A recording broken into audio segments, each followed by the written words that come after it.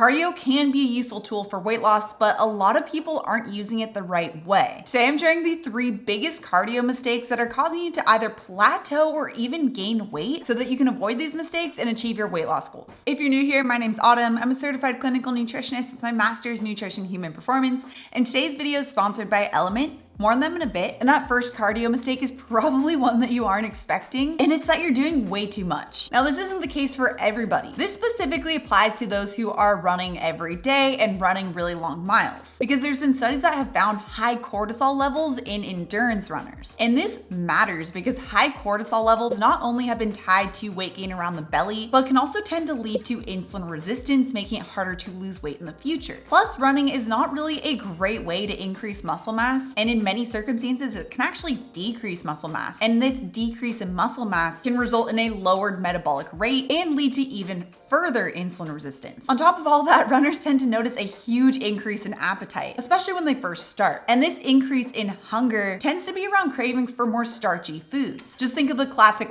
carbo loading for running. This in theory is supposed to help to provide the muscle glycogen for the run, but these same foods are also really insulin spiking. So if you're like the 1/3 to 45% of Americans who are already insulin resistant and you're losing muscle mass from running and you're having these increased cravings for foods that just further spike insulin, then doing a lot of running is likely causing you to either plateau or even lead to weight gain. If you're lacing up your shoes and trying to run 5 miles every single day in order to achieve a weight loss goal, not only do you not have to do that to achieve a weight loss goal, but it could even be working against your goals. And if you do enjoy running a lot, but you are still working toward a weight loss goal, then it will be really important that when you increase your intake to compensate for that increased hunger from more running, that it's from less insulin spiking foods like avocado and olives. Otherwise, if you're not a really big fan of running, make sure you stay to the end of this because I have some other really great tips for you. But before we go on, I want to give a huge thank you to today's sponsor, LMNT. LMNT is an electrolyte company that was created with fasting in mind. It contains the sodium, the magnesium, and the potassium to help balance out electrolyte levels, and they do all of this without having any sugar. I love using the unflavored LMNT after my morning fasted workout to help replace the lost electrolytes from not only the fast, but also the workout. And I found this helps prevent the muscle aches and the headaches that often come from electrolyte imbalance. I also use their flavored options during my eating window, and my current favorite is the mango chili. They also have a ton of other flavors as well: the citrus salt, the orange, raspberry, lemon habanero. LMNT is also really easy to use. You just tear open the package, dump it in your water, you give it a shake, and you're ready to go. And right now, LMNT is offering my viewers a free sample pack with any order.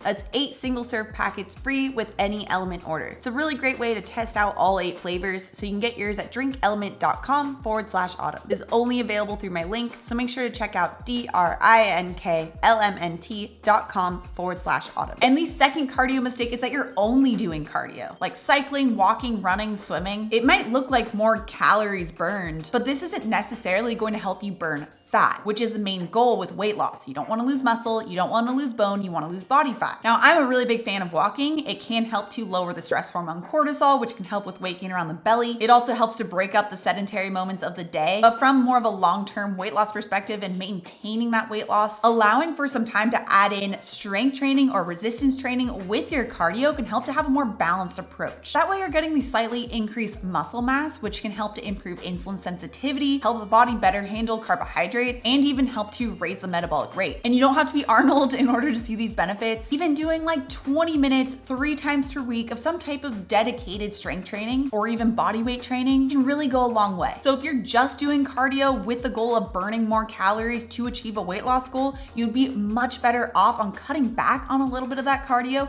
and then pairing it with some type of strength training as well. Okay, the third cardio mistake is that you're just not taking enough advantage of walking. Other than strength training, walking is really the unsung hero when it comes to achieving a weight loss goal. Because most people's approach to exercise, especially with weight loss or even just without weight loss as the goal, is that they have that 30 minutes to 1 hour of dedicated exercise in the morning or evening or whenever it is, and then the rest of the day is just sedentary. Sitting, working, that's it. This means for a lot of people, it's 8 hours or more of just sitting. The longer that we spend in this sedentary state, the less our muscles are actually able to absorb that excess glucose from our meals. The more sedentary we are throughout the day, even if we did do that hour-long workout in the morning, the slightly more insulin resistant we could get, and therefore the harder it could be to achieve a weight loss goal. Instead, breaking up these sedentary moments throughout the day with even just small amounts of walking can make such a big difference because you're getting your muscles flexing and moving and absorbing that excess glucose. Now, I have a step tracker, which can be really useful in helping to add in those extra steps, because if you have the feature turned on, it'll remind you to get up every hour and get 250 steps, which is about like 2 minutes of walking. But that extra 250 steps adds up throughout the day. Even if you only hit those 250 steps, which could be like pacing in your office even, over an 8-hour period, that's an extra 2,000 steps per day. And you're also spreading that movement out throughout the day too, getting multiple opportunities to break up those sedentary moments. And if you really want to double down on the benefits of walking, if you're able to, you can even take like a 10, 20, 30-minute lunchtime walk, especially if you have a garden or a park or some type of natural environment close by. Pairing walking with being in these natural environments has been found to help to lower our stress hormone cortisol, which can just make you feel great, obviously, but higher levels of cortisol are directly tied to weight gain around the belly. So we can help to address weight loss from that perspective as well. In fact, most people just don't even realize how great of a tool walking can be as a form of cardio for their weight loss journey. But just like regular cardio, it is important to make sure that you're doing walking the right way too. So you can check out my 3 walking mistakes that you'll want to avoid with this video next. Also, if you're new to my channel and you love this science-backed information, make sure you subscribe right here. Come out new videos every Tuesday and Thursday. All right, guys, thanks so much for tuning in, and I'll see you in my next video.